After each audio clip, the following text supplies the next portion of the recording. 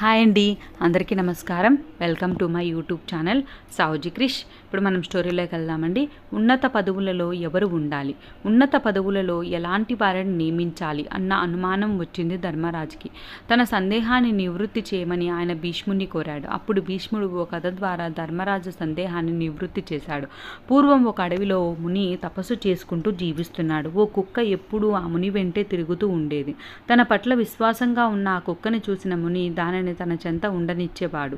వీరి అనుబంధం ఇలా కొనసాగుతుండగా ఓ రోజు ఆ కుక్క ఓ పులి కంటపడింది. అంతే, ఆ పులి తన పంజా విసురుతూ కుక్కను బలిగొనబోయింది.